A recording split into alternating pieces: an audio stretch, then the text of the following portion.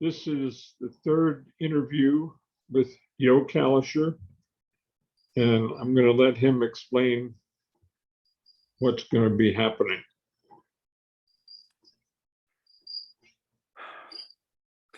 Brothers, sisters, friends, and family, this is the third interview that Rahman has so graciously hosted and encouraged me to do. This is not easy for me. This is sharing probably the most intimate part of my spiritual life. The stories, I'm a storyteller, so that was fun. I hope you enjoyed them. The stories about Subud, the stories about my spiritual journey and how my experience in Subud has woven through my journey into my ancestral tribe, Hebrew Jewish tribe, through my encounter with Rebbe Jesus, profound Native American elders, and others. The connection is Holy Spirit. Bapa, what we have, our own terms for things in Subud. And in one beautiful talk, I thought he was talking directly at me. He said, what we receive, other people call the Holy Spirit, just to be clear. And he said it other times. But that's the thread, 10 years in Subud, Holy Spirit twice a week, helper, helper work, which is not the free Ladihan, the free Holy Spirit experience of the Ladihan, but is more focused. And I realized that through all these journeys, I've picked up prayers that have helped me when I get up in the morning and finally get my tush out there in the early light of, not dawn, but because dawn doesn't happen for me because of the way my mountains hide the sun for a while. But that first light that comes over the mountain, I try to be out there. I look forward to being out there. And, I could say begin, and I do in a way, because what I want to begin is to put my intention is to be present to the presence. The Holy Spirit in my tribe is called Shachinah, or Ruach HaKodesh, Holy Spirit. But the most feminine and, for me, endearing name is Shachinah, or as Jesus would have spoken it, Shachinah. Either one has its own resonance for me. They're the same. It means the presence. The one who created all those galaxies, boom, also, as we know, touches us, moves us, sings in us, and moves in us, and we move. Well, this is true for all these other pathways that I have been led to spend, usually minimum 10 years, and some of them much longer. And in that journey, a song, a name would resonate with me. Resonate means it drew me into intimacy, the intimacy I long for since I was 19. The story from one of the early interviews. When I experienced a broken youth, father died, just to review a bit, a father who was a good man, truly good man, lived his life trying to make this a better world, though he was an atheist. Doesn't matter that part of it, because he lived his life, but then he suffered hugely towards the end of his life. And I, young man that I was, I got to watch the young man got to watch the man he loved and respected suffer inordinately, had his legs amputated. He was a high jump skier in his when he was enjoying himself. And so I raged against a God I didn't believe in. And that opened me up to the crucial question of my life, which is, how could there be a good, loving, kind God and this inordinate suffering in the world? It's a good question. Not everybody has to face that question. Those of you who do will probably get a lot more out of this than those of you who have, other questions that have guided you, or other ways that you've been moved through your Holy Spirit experiences. For me, that was the golden thread. It still is, by the way, because that's why I get up in the morning to go out there and sing these songs. I don't get up there necessarily just to do my Ladihan every day. And I don't do it in that free way of, just begin, move me and I will move. I am more focused than that when I get out there. Because I've been called through this growth in Subud and with Jesus and with my tribal wisdom of my David, and to be an intercessor. That's the term for it, technical term. It means one who, in Buddhism, it's called bodhisattva. It's one who says, I'm here for my, not that I'm a bodhisattva, by the way, wannabe, or it's similar work. Sounds very highfalutin in Buddhism, but it's not. It's very simple. It's what every one of us is really called to do, and is as felt, for our family, for our friends, and that's why I go out there. That's why I go out there, is to call in to make myself available to receive and go into that gateway where our everyday world, three-dimensional world, meets the sacred. And in that, as I am moved, I sing usually, because I'm a singer. And other story in one of the other videos was, singer in a temple that I saw myself. And yet that temple, vast, empty as it was 30 years ago in the monastery where I first received it, I realized I was a singer in the temple. That temple is now my home. It's my mountain. That temple, which was empty, vast, I didn't realize it, that 30 years later, I would be sitting every morning, usually, not every morning, but, many mornings. And that temple is where I sing.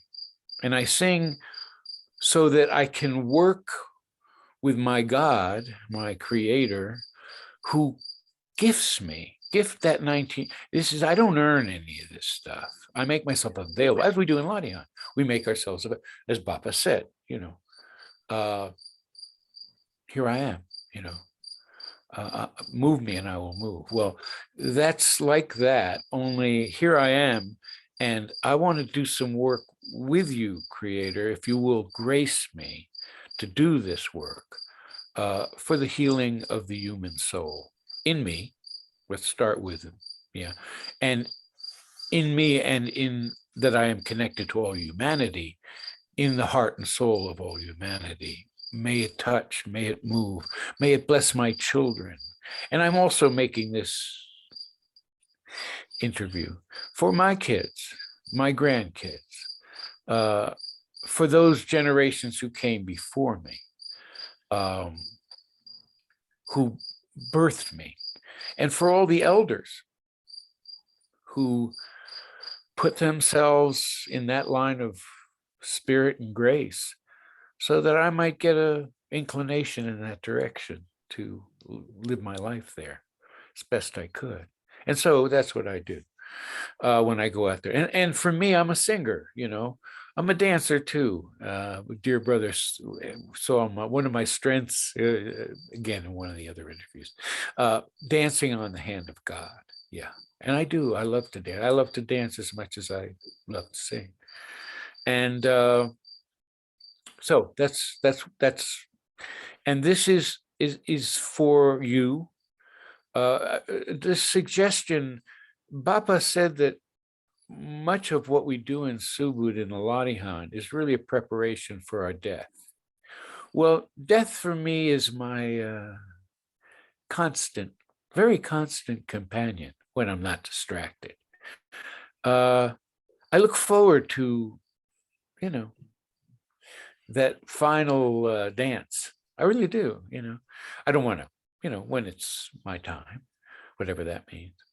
But it may be tonight, tomorrow. I've had 3 brothers and a sister die in the last month. 1 a day ago. All these are members of my community here. So dying is another story. I mean, I would like to die gracefully, as little pain as possible, but living, I mean, I'm sure any of you who are cresting 65, 70 are dealing with that. That's all right, goes with, but the gift of this time is huge. I'm seeing things that only I could see from the perspective. And the songs that I'm singing, hopefully I'll start singing, stop talking. Each word can be, and if Spirit graces me with that, and it's a grace, moves me to that threshold, that gateway, where some call it the now. My tribe calls it the I was, I am, I will be now presence, the eternal, ever present now. All the good elders that I'm hearing are still alive are talking this talk, and they talked before they passed too, because so yeah, this experience, this growth is hopefully going to come to fruition for each and every one of us in that time of passing. And for me, I don't know if I'll be singing then. I wouldn't mind a bit, or just a word, just that one word that these are very, a key word for me in all of this and every morning is intimacy. It has to start right here where I breathe. Little forced breath. Yeah, I breathe in, Holy Spirit is in Sanskrit, Hebrew, Hopi, and other languages, I'm sure, but I know this for a fact in those, is the same for spirit, wind, and breath. Spirit meaning Holy Spirit, sacred spirit, that face of the Creator that is semi-permeable to us, that one who makes galaxies like that. And that's a name for me, Shachinah. Yeah. Variation Shachinah. And I hope I'll be able to, say it, sing it with that last breath. Shachinah, beloved, thank you. Great ride, great journey. We'll see. But I'm working on that every day because, intimacy is, anyway. So let me start singing. First song I'd like to share with you, every word of these is, as I say, is like I don't know where I sing them differently every time. I hope to sing them new every time. That's because spirit is like, there's no 2 sunrises that are the same. Sunrise, yeah, but you want to be there for this sunrise and this sunset. Okay, so with all that, let me, I'm going to share Grandfather David's song. In my days when I was doing ceremony and when I was doing gatherings, this song I learned 40 years ago from a dear brother, John Kimmy, who lived with Grandfather David. A lovely friend and brother through many journeys that my life took me through. And at one point he said, let me give you this song, Grandfather David's song. It's called his Journeying Song. And like I say, of all the songs I've sung in front of others rather than alone in the morning, this one, people say, oh, I'd like to learn that song. And I got to tell you, there are mornings when I can't sing this song. I got to struggle to get it. It's like I really do have to be guided to get it, even after 40 years of singing it. So I'll sing it. So hopefully if you want to learn it, you can, or just get it, but it's his journeying song. Of all the songs, he was a singer of songs. Elders would come to him when they lost a ceremony. Elder died, and they didn't have a song to do that ceremony. Zuni or Toas or different pueblos, and they'd come to him, Hopi, and say, "Please, Grandpa, give us a song so we can do our." He was that. We can do our ceremony. He was that kind of a master of song. This is his, as far as I know, Song of Songs. It is one of my definitely Song of Songs. Now, one of the great attractions in this song, just a little bit more words, every sound in this song is Hebrew for Yud Hey Vav Hey. For me, it's when I heard it and I really got into it, I realized here was a master singing just the Yud Hey Vav Hey, which can be sung because there's no vowels in the ancient text of the Torah, 5 books of Moses. You can put whatever vowels you like. This name was co-opted by the priesthood in the priestly period, but you can use any sounds you like. Yud Hey Vav Hey is just the name.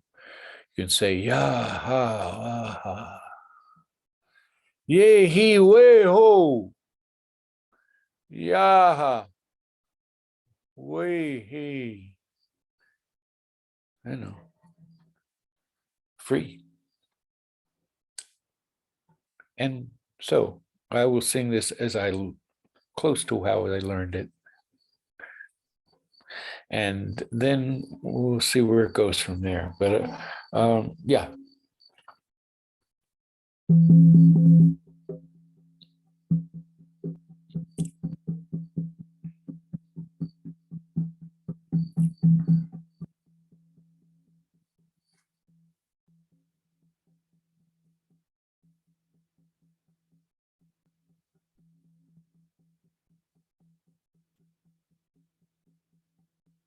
Way hey, way yo hey ya, way yo hey ya, way yo hey ya, yo hey ya, yo hey ya, ya hey ya hey yo, way ya hey.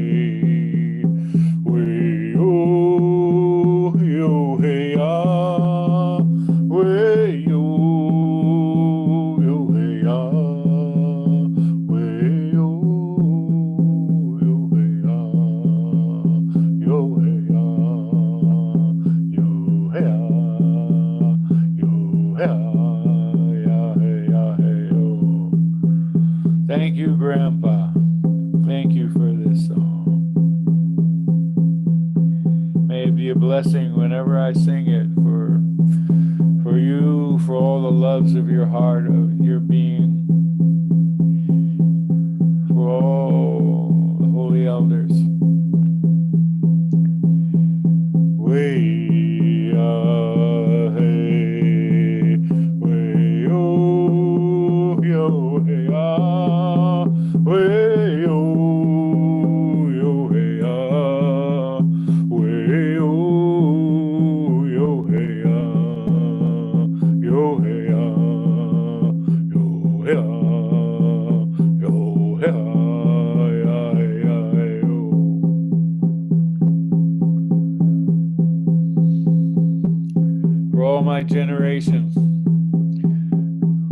Generations who birthed me, for all the loves of your heart, elders who prayed with me, gave over as much as you could, for all my children and grandchildren, blessing, blessing, blessing,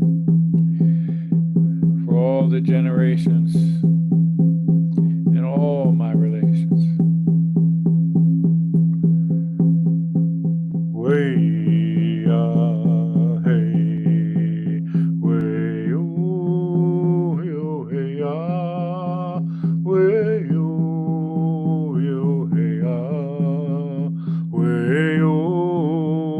Yo, hey,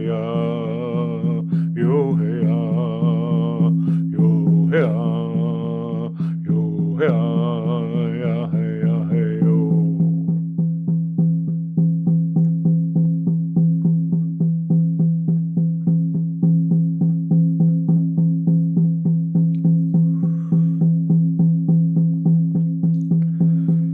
another, thank you. How's that going, my Rahman? Is that working?